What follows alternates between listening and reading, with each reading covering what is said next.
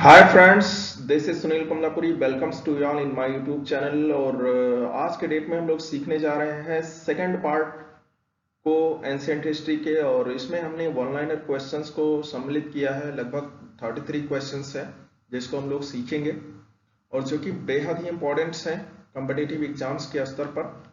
तो आशा करता हूं कि आप लोग को पसंद आएगा ये वीडियो। तो चलिए आइए स्टार्ट करते हैं वीडियो की। तो हमने जो पहला क्वेश्चन लिया है इसमें वो पहला क्वेश्चन देख लेते हैं।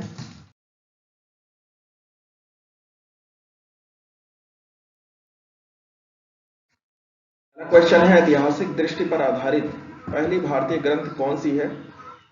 तो ऐतिहासिक दृष्टि पर आधारित पहली भारतीय ग्रंथ जो थी वो राज तरंगिणी थी, जो कि कल्हड़ के द्वारा लिखी गई है, यानी कल्हड़ कृति है। नेक्स्ट क्वेश्चन है, भारतीय समाज मुख्य रूप से कितने भागों में विभाजित था। तो भारतीय समाज मुख्य रूप से 4 भागों में विभाजित था, जिसमें ब्राह्मण, क्षत्रिय, वैश्य और शूद्र थे। नेक्स्ट है क्वेश्चन, स्रोतों के रूप में धार्मिक साहित्य को कितने उपवर्गों में विभाजित किया गया है। तो स्रोतों के रूप में धार्मिक साहित्य में हिंदू धर्म से संबंध साहित्य, बौद्ध साहित्य और जैन साहित्य के रूप में विभाजित किया गया है। सबसे प्राचीन वेद कौन सा है। तो सबसे प्राचीन वेद है ऋग्वेद। पुराणों की संख्या कितनी बताई गई है। तो पुराणों की संख्या बताई गई 18। ऋग्वेद के पश्चात किस ग्रंथ की रचना हुई थी। तो ऋग्वेद के पश्चात में सामवेद, यजुर्वेद, अथर्ववेद, ब्राह्मण वेद, आरण्यक और उपनिषद इत्यादि की रचना हुई थी। नेक्स्ट 7 नंबर पे लिया हमने क्वेश्चन, पुराणों से कौन से प्राचीन भारतीय राजवंशों के संबंध में महत्वपूर्ण जानकारी मिलती है।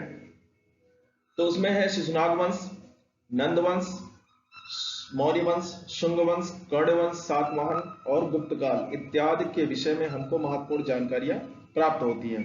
चलिए नेक्स्ट क्वेश्चन की तरफ में बढ़ते हैं। नेक्स्ट क्वेश्चन को देख ले रहे हैं फटाफट। अगला क्वेश्चन हमने लिया है जो कि उसको देख लेते हैं फटाफट के अंदाज में।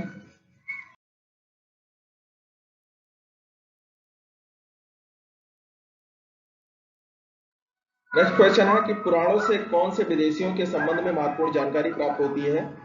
तो पुराणों के माध्यम से जो विदेशी आक्रमणकारी भारत में आक्रमण किए थे उनके विषय में जो जानकारी मिलती है उसमें शक, यवन और हूण थे। बौद्धों के प्राचीन धार्मिक ग्रंथ पिटक कौन कौन से हैं। तो बौद्धों के प्राचीन धार्मिक ग्रंथ को 3 भागों में बांटा गया है। उसमें है सुत्त पिटक, विनय पिटक, अभिधम्म पिटक। अगला है पिटकों की रचना कहाँ और किस भाषा में हुई थी। तो पिटकों की जो रचना हुई थी वो श्रीलंका में हुई थी, पाली भाषा में। दक्षिणी बौद्ध मत के ग्रंथ कौन कौन से हैं। तो दक्षिणी बौद्ध मत के ग्रंथ हैं महावंश व दीपवंश। बुद्ध चरित्र की रचना किस रचनाकार द्वारा किसके शासनकाल में हुई थी। तो बुद्ध चरित्र की रचना कनिष्क के शासनकाल में अश्वघोष द्वारा हुई थी।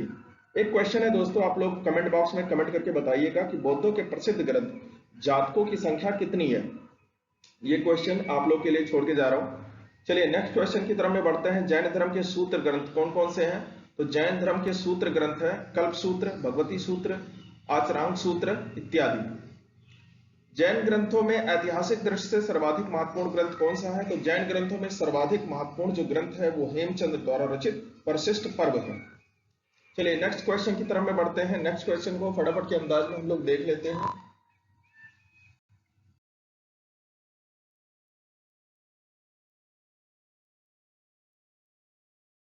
है ऐतिहासिक महत्व के प्रथम ग्रंथ की रचना कौन सी थी जिसका ऐतिहासिक महत्व था। तो उसमें थी हर्षचरित रचना। अगला है प्राचीन भारत के संबंध में महत्वपूर्ण जानकारी देने वाला ग्रंथ कौन सा है। तो प्राचीन भारत के संबंध में महत्वपूर्ण जानकारी देने वाला ग्रंथ है पृथ्वीराज रासो, जो कि चंद्रबरदाई द्वारा रचित है। ऐतिहासिक ग्रंथों में महत्वपूर्ण राज तरंगिणी की रचना किसने की। तो राज तरंगिणी की रचना की थी कल्हड़ ने, जो कि 12वीं शताब्दी में कश्मीर के प्रसिद्ध विद्वान थे। सौराष्ट्र क्षेत्र यानी गुजरात में रचित महत्वपूर्ण ऐतिहासिक ग्रंथ कौन कौन से हैं।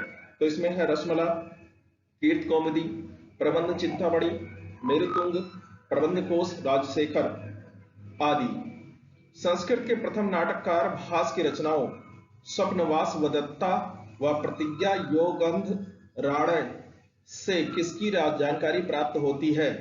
तो वत्सराज उदयन व उनकी समकालीन परिस्थितियों की जानकारी इनके माध्यम से होती है। अगला है मौर्य काल की आरंभ अवस्था के संबंध में कौन सी रचना जानकारी प्रदान करती है। तो विशाख दत्त द्वारा रचित मुद्रा राक्षस मौर्य काल के आरंभ अवस्था को बताता है। कालिदास ने अभिज्ञान शकुंतलम में किसकी जानकारी दी है? तो इन्होंने इसमें गुप्तकालीन परिस्थितियों की जानकारी दी है।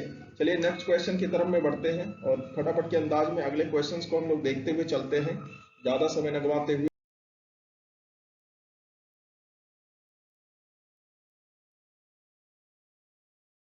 अगला क्वेश्चन है, मौर्य के उत्तराधिकारी श्रृंगों के बारे में कौन सा नाटक जानकारी देता है? तो वो है कालिदास द्वारा रचित मालविका अग्निमित्रम। जो नाटक है वो उत्तराधिकारी श्रृंगों के बारे में जानकारी देता है। मौर्यों की प्रशासनिक व्यवस्था के संबंध में कौन सा ग्रंथ महत्वपूर्ण जानकारी देता है? तो मौर्यों की प्रशासनिक व्यवस्था के संबंध में अर्थशास्त्र जो ग्रंथ है, जो कि कौटिल्य के द्वारा रचित है, वो महत्वपूर्ण जानकारी प्रदान करता है। अभिलेखों की दृष्टि से किस शासक का काल सर्वाधिक महत्वपूर्ण माना जाता है? तो अभिलेखों की दृष्टि से मौर्य सम्राट अशोक काल का सबसे ज्यादा उल्लेख मिलता है। नेक्स्ट क्वेश्चन है, भारतीय इतिहास के निर्माण में किन किन अभिलेखों के माध्यम से सहायता मिलती है? तो उसमें है अशोक के अभिलेख, कलिंगराज खारवेल का हाथी गुम्फा अभिलेख, समुद्रगुप्त का प्रयाग प्रशस्त्र अभिलेख, चंद्रगुप्त द्वितीय की महरौली स्तंभलेख, स्कंदगुप्त का भीतरी स्तंभलेख इत्यादि ऐसे अभिलेख हैं जो कि भारतीय इतिहास के निर्माण में महत्वपूर्ण भूमिका अदा करते हैं। नेक्स्ट क्वेश्चन है, सातवाहन शकों व कुषाणों के संबंध में मुख्य रूप से किस पर निर्भर रहना पड़ता है? तो सातवाहन शकों व कुषाणों के संबंध में मुख्य रूप से हमें सिक्कों पर निर्भर करना पड़ रहा है, क्योंकि उसमें कुछ और लिखित प्रमाण नहीं मिले हुए। गुप्त काल के अधिकांश सिक्कों पर विष्णु एवं गरुड़ के चित्र अंकित होने से क्या प्रतीत होता है? तो चूंकि विष्णु एवं गरुड़ के चित्र अंकित होने का मतलब यह हो जाता है कि विष्णु के लोग उपासक थे, गुप्त वंश के लोग, यानी गुप्त शासक जो थे वो विष्णु के उपासक थे। चलिए नेक्स्ट क्वेश्चन की तरफ में बढ़ते हैं।